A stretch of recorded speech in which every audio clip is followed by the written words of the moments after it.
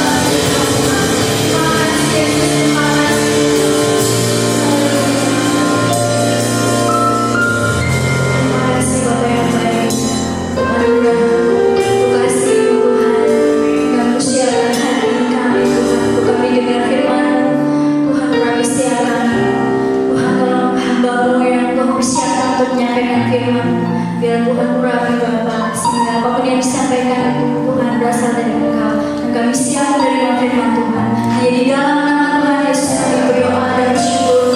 Haleluya.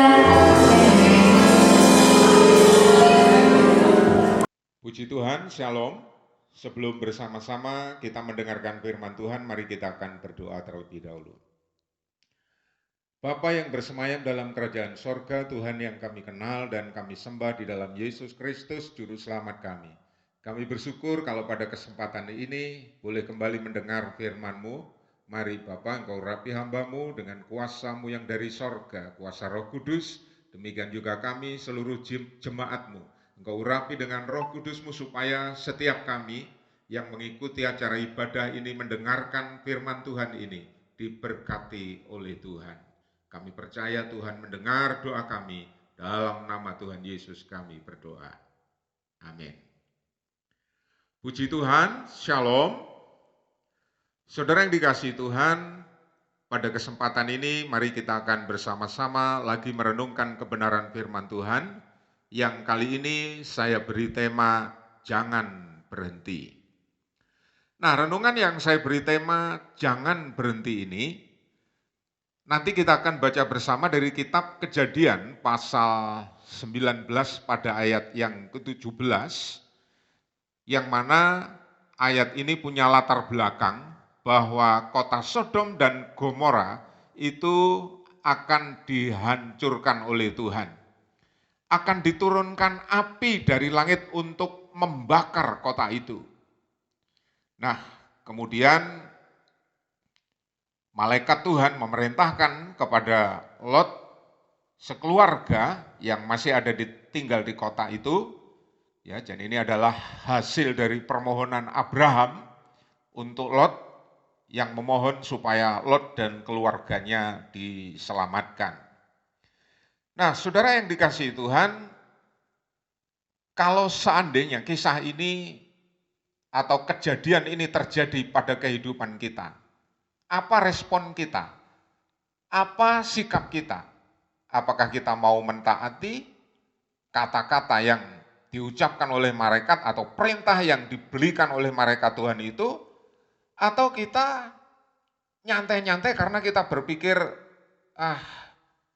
itu paling nggak serius, ya, seperti menantu Lot, calon kedua menantu Lot menganggap bahwa berita yang disampaikan oleh orang tuanya ini tentang akan dihancurkannya kota Sodom dan Gomora ini sebagai suatu berita bergurau, berolok-olok. Nah, tentu ketika seseorang tidak mempercayai berita kebenaran, ini menjadi sebuah kerugian bagi orang itu sendiri.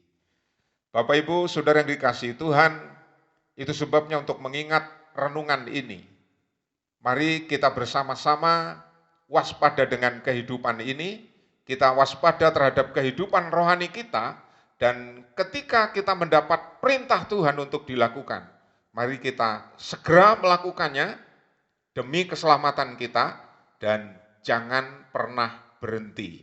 Artinya jangan bosan untuk kita diajarkan selalu hidup sesuai dengan kebenaran firman Tuhan. Oke. Kejadian 19 ayat ke-17 nanti kita akan baca bersama-sama. Tapi sekali lagi latar belakangnya adalah, ya, Tuhan akan menghukum kota Sodom dan Gomora itu. Dan malaikat Tuhan berkata kepada Lot, ya, supaya dia lari menyelamatkan dirinya. Jadi Bapak Ibu Saudara, saya merenungkan bahwa ternyata rupanya mengambil keputusan untuk diselamatkan itu harus dengan cepat-cepat. Kalau perlu sambil berlari. Nah, ini selaras dengan ayat yang terdapat di dalam kitab Keluaran pasal 12 ayat yang ke-11, bahwa ketika umat Israel akan dilepaskan oleh Tuhan dari cengkeraman Firaun, dari perbudakan di tanah Mesir, maka Tuhan melalui Musa memerintahkan untuk menyembelih domba Paskah. Nah, salah satu syarat atau cara untuk memakan anak domba Paskah yang sudah disembelih itu harus makan dengan cepat-cepat.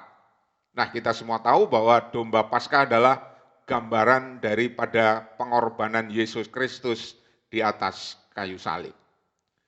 Jadi, saudara yang dikasihi Tuhan, rupanya mengambil kesempatan untuk diselamatkan itu nggak boleh berlambat-lambat.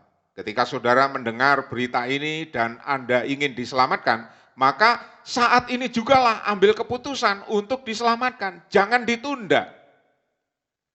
Pada waktu Tuhan Yesus masih ada di dalam dunia, para murid berkata kepada Tuhan Yesus di Yohanes pasal 4 ayat 35, kalian berkata 4 bulan lagi musim panen.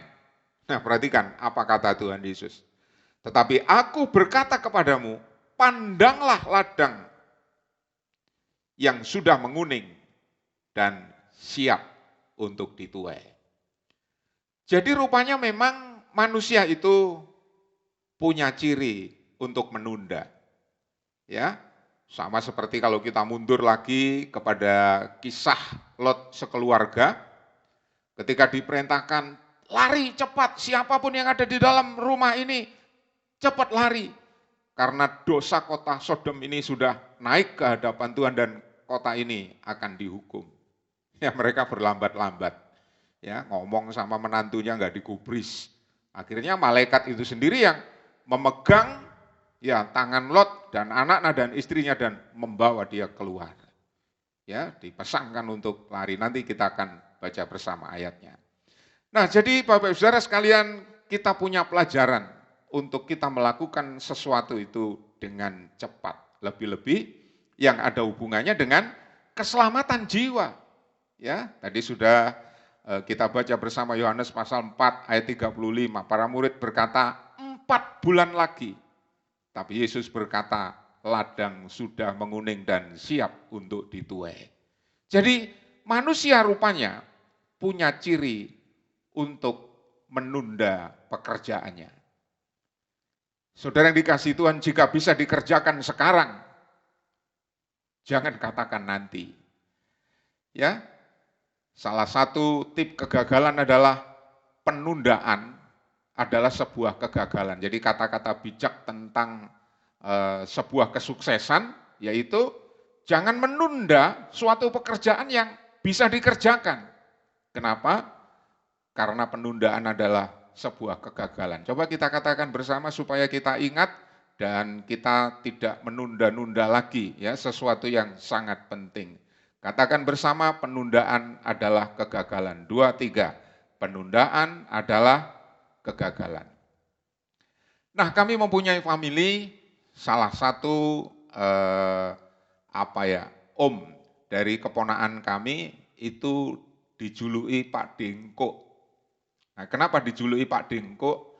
Karena begini, setiap kali ponakannya, Pak De, ayo pergi mancing gitu. Yongko gitu. Pak De, ayo jalan-jalan, lihat pertunjukan di lapangan, ada orkes di lapangan, yongko gitu. Ya, dimintai apa saja, belikan es Pak De, yongko, tapi engkoknya itu nanti ya, bahasa Jawa engkok itu nanti. Tidak pernah dilaksanakan, ya, sehingga ketika disuruh lagi, kalau budalo sana pergi sama Pak Demo, oh moh Pak Dengko, ya. Artinya semua yang dijanjikan itu tidak pernah digenapi, akhirnya ya orang tersebut punya julukan Pak Dengko, ya karena selalu menunda janjinya kepada keponakan-keponakannya. Nah, ini jangan pernah terjadi kepada kita. Bapak Saudara, hari-hari ini mari kita diingatkan untuk bergerak cepat sejak sekarang dan jangan berhenti. Ya, ada kata-kata yang mengatakan siapa cepat dia yang dapat, dan ternyata itu ada ayatnya. Tapi sebaliknya, falsafah orang Jawa yang bilang alon-alon pokok kelakon, pelan-pelan yang penting bisa terlaksana, itu malah nggak ada ayatnya. Jadi kalau kita belajar firman Tuhan mengajarkan kepada kita untuk bergerak dengan cepat. Siapa cepat, dia yang dapat. Ada ayatnya. Nah, ayatnya di mana Pak? Ini. Pengkhotbah pasal 10 ayat 11 mengatakan, jika ular memagut sebelum mantra diucapkan, maka tukang mantra tidak akan berhasil. Nah, apa artinya ayat ini? Artinya sederhana, siapa yang cepat, dia yang dapat.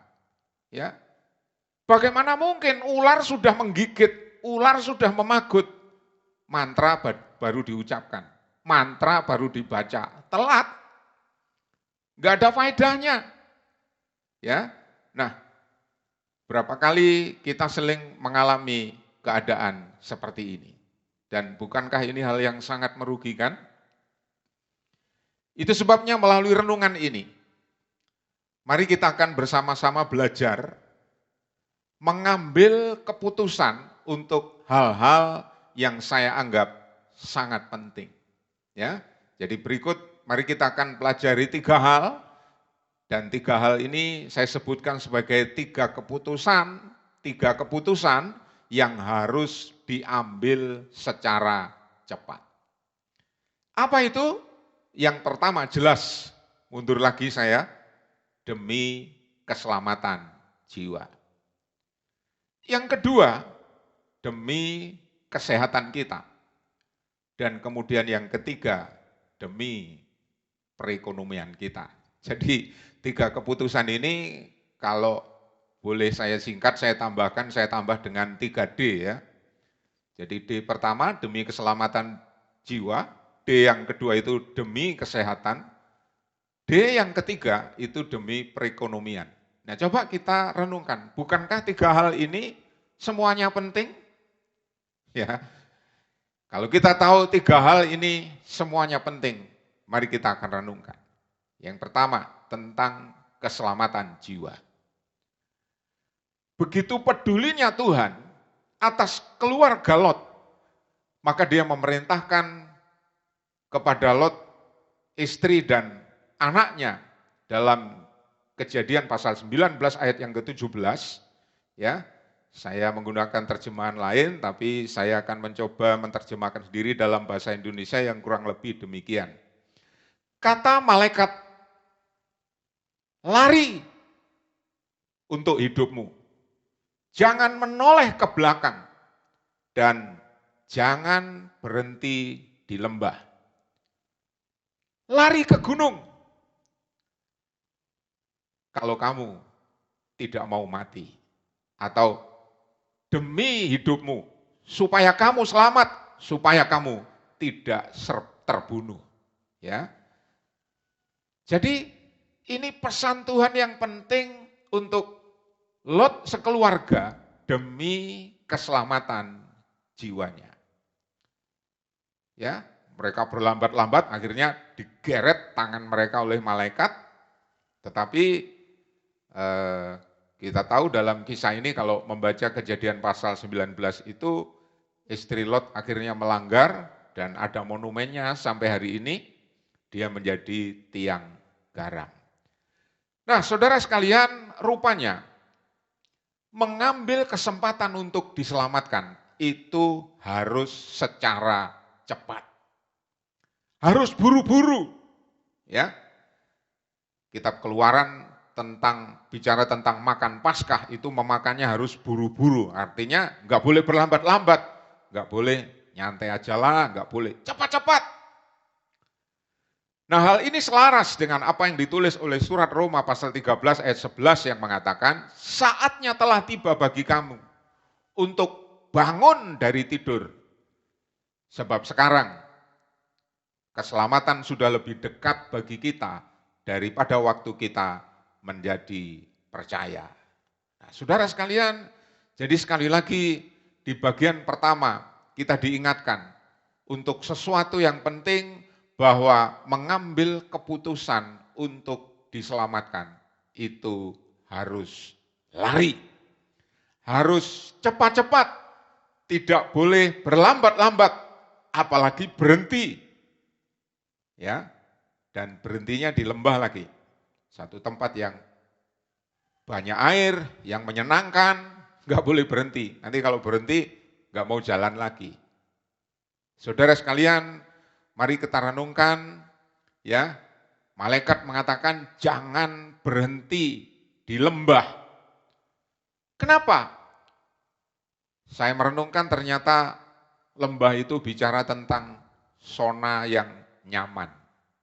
Ya, jadi ketika seorang sudah sampai di tempat yang banyak airnya, udaranya sejuk, ya banyak mendengarkan kicauan burung, ya pemandangannya begitu bagus, biasanya dia terlena dan nggak mau jalan lagi. Sudah di sini aja enak.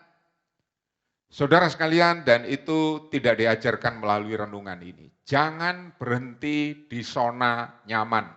Lari. Ya, utamanya yang pertama ini demi keselamatan jiwa. Jangan kita keenakan menikmati lockdown, Saudara. Ya, sudah 3 bulan lebih libur, ya tidur, makan di rumah saja. Lalu rasanya dalam hati wes enak begini. Nah, saudara sekalian, mari kita bangkit. Mari kita mulai berkarya. Mari kita mulai bekerja. Lakukan apa yang menjadi tugas dan tanggung jawab kita masing-masing. Namun demikian, kita diingatkan oleh firman Tuhan sebelum kita memulai bekerja. Mari kita urus dahulu kehidupan rohani kita. Yang ada hubungannya dengan keselamatan jiwa kita. Itu menjadi urutan pertama. Ya, karena kalau kita ingat Matius 6 ayat 33, Tuhan Yesus juga mengatakan, cari kerajaan sorga dulu dengan kebenarannya, maka semua kebutuhan kita yang lain, menurut janji Tuhan akan ditambahkan kepada kita. Oke, kemana malaikat perintahkan untuk lari? Ke gunung. Jadi ini mengingatkan kepada kita bahwa keselamatan nggak ada di lembah dunia ini. Keselamatan oleh Tuhan disediakan di atas, di gunung, di tempat yang tinggi. Nah, saudara sekalian, mari kita bersama-sama mengerti tentang hal ini dan memikirkan bahwa anugerah keselamatan yang Tuhan sudah berikan kepada kita adalah berkat terbesar dalam kehidupan kita. Jangan kita merasa sudah terlalu nyaman di dunia ini karena untuk makan sudah ada, tempat untuk istirahat sudah ada, kendaraan sudah punya, lalu kita nyantai. Tidak. Saudara, kalau kita ingat peristiwa untuk supaya Lot bisa diselamatkan, perintah Tuhan melalui malaikat adalah bahwa Lot harus lari. Kemana larinya? Ke gunung. Jadi ke gunung itu ke atas. Jadi kalau saya bandingkan dengan apa yang terdapat di dalam kitab Mazmur, maka ada ayat di kitab Mazmur 121 ayat 1 dan 2 itu mengatakan begini. Aku melayangkan mataku ke gunung-gunung. Dari manakah akan datang pertolonganku? Pertolonganku ialah dari Tuhan yang menjadikan langit dan bumi. Jadi saudara, melihat Tuhan itu bukan ke bawah, melihat Tuhan itu ke atas. Daud mengatakan, aku melayangkan pandangku ke gunung-gunung. Lalu bertanya, dari mana datangnya pertolongan? Pertolonganku datangnya dari Tuhan. Saudara, jadi ini mengingatkan kepada kita bahwa kalau kita mau mendapat pertolongan dari Tuhan, mau diselamatkan, tempatnya bukan di bawah, tapi di atas. Itu sebabnya Rasul Paulus kepada jemaat di Kolose mengingatkan, Kolose pasal 3 ayat 1, kalau kamu dibangkitkan bersama dengan Kristus, carilah perkara di atas di mana Kristus ada, duduk di sebelah kanan Bapa. Jadi saudara sekalian, itu bagian pertama. Mari kita mengambil keputusan dengan cepat dan bahkan digambarkan seperti berlari ketika mau diselamatkan. Jadi jangan nyantai, saudara ya. Tadi kita sudah melihat ayat dalam kitab Pengkhotbah, siapa yang cepat, dialah yang dapat. Oke, sekarang kita melihat di bagian yang kedua, demi kesehatan. Ya, jadi demi keselamatan itu adalah untuk kehidupan kita setelah kita tidak ada di dalam dunia ini.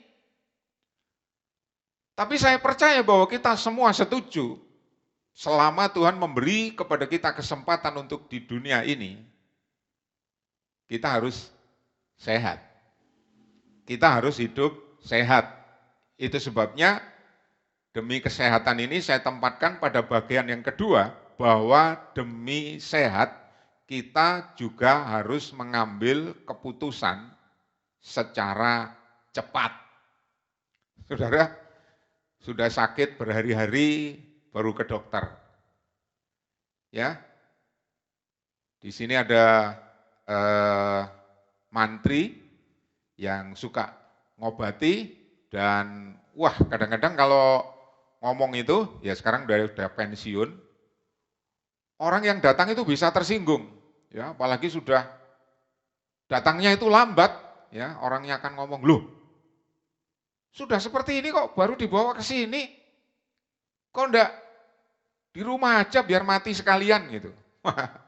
Saudara yang dikasihi Tuhan, rupanya kalau kita mau tetap sehat, mengambil keputusan untuk jadi sehat juga tidak boleh ditunda. Sama seperti menerima berita keselamatan atau melakukan perintah demi keselamatan jiwa kita, nggak boleh ditunda. Demikian juga kalau kita tahu sehat itu mahal harganya, maka kalau saudara ingin mengambil keputusan untuk jadi sehat, tentukan sekarang.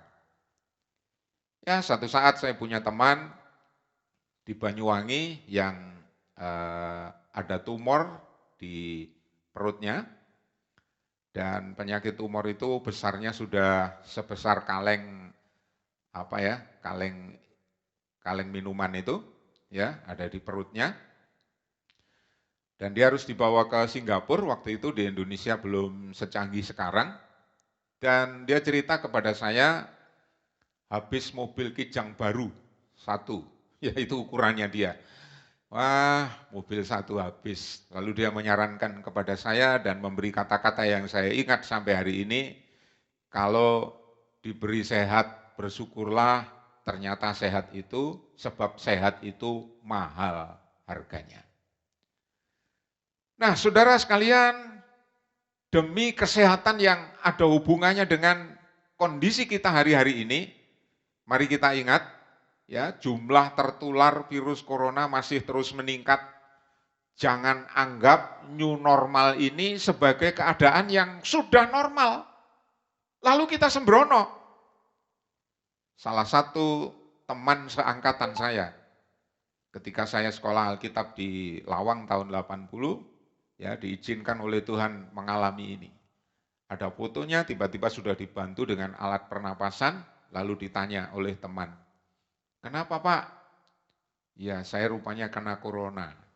Ya, wah, saya sempatkan untuk nelpon, dan kemudian dia menceritakan, ya, antara lain karena dia harus setiap hari pergi bekerja untuk memenuhi kebutuhan keluarga, dan tiba-tiba badannya terasa nggak enak, ya, sudah ke dokter 2 kali, nggak ketahuan, dan ketiga kali baru ketahuan bahwa dia kena virus corona. Jadi saudara yang dikasihi Tuhan, untuk mengambil keputusan menjadi sehat, jangan ditunda. Kalau saudara ada perasaan nggak enak, kepala agak pusing, perut agak mules, atau apapun, jangan tunggu sampai parah. Sehingga kalau saudara datang ke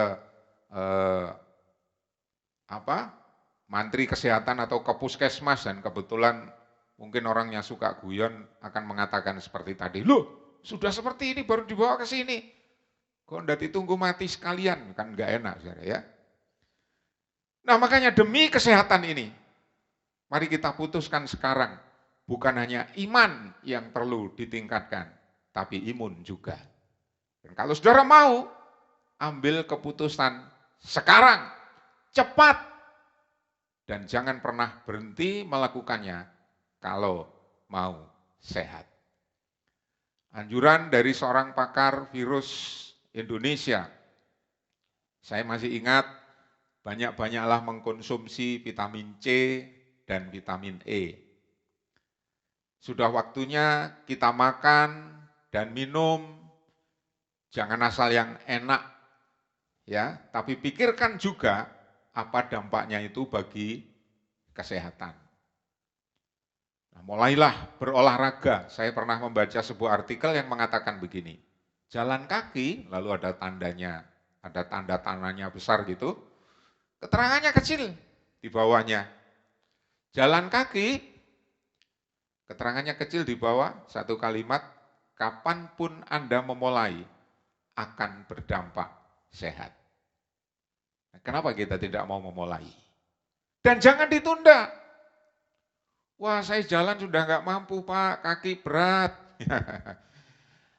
Demi melawan corona di wilayah Banyuwangi, dianjurkan untuk berjemur setiap jam 10 pagi selama 15 menit aja.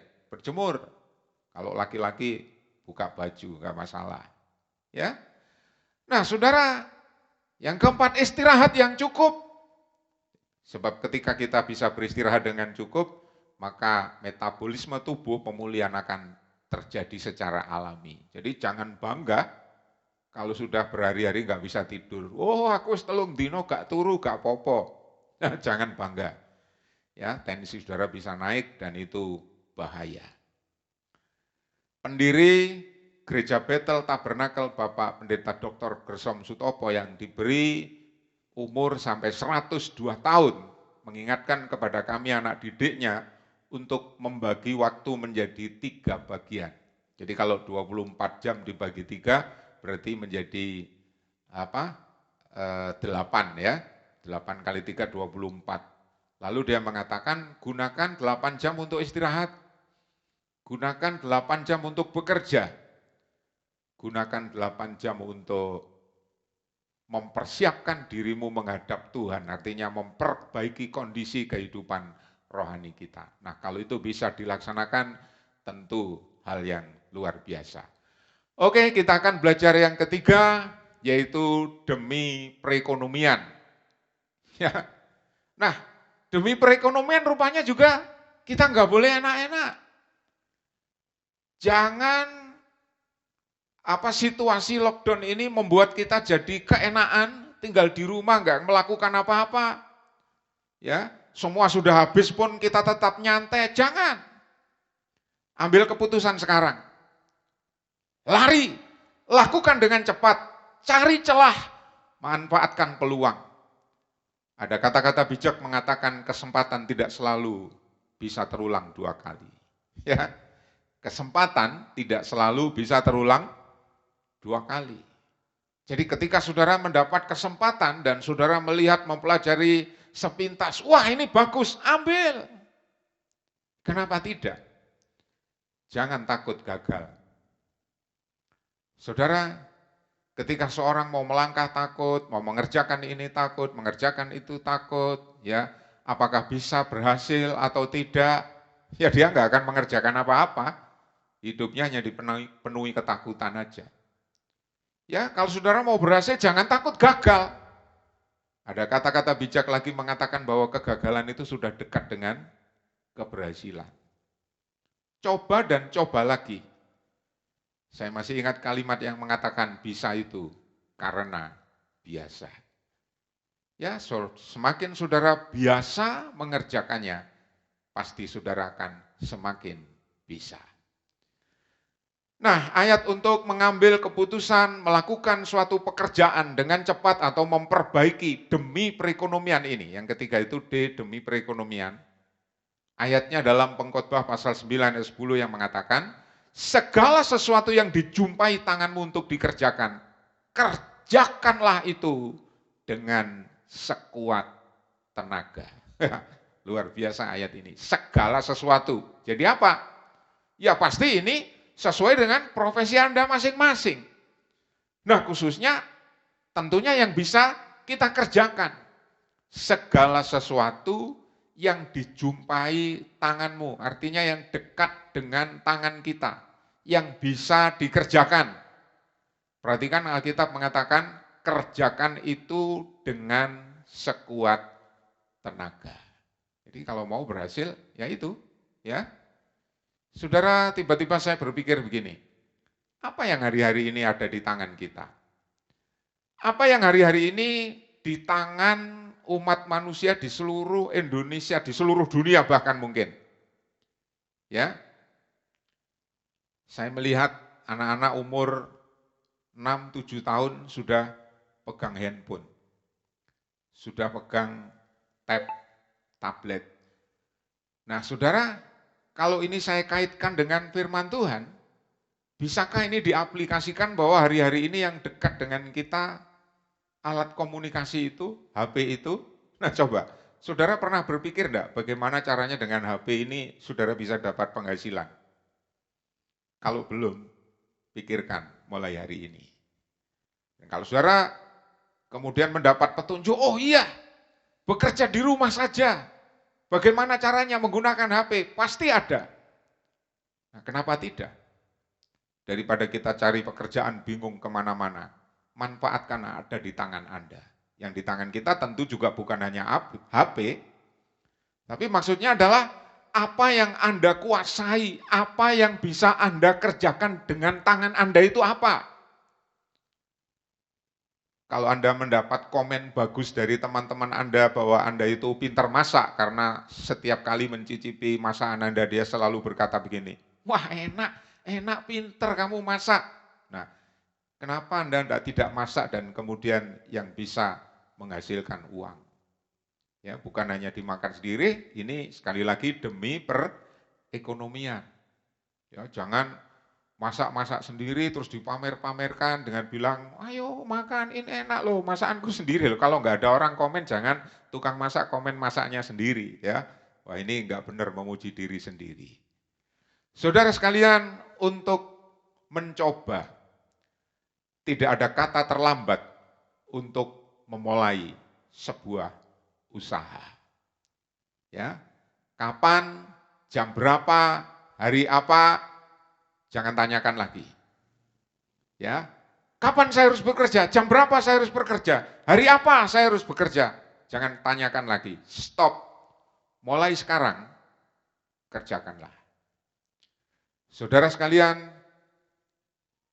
ada 3 hal yang perlu terus kita kerjakan secara cepat.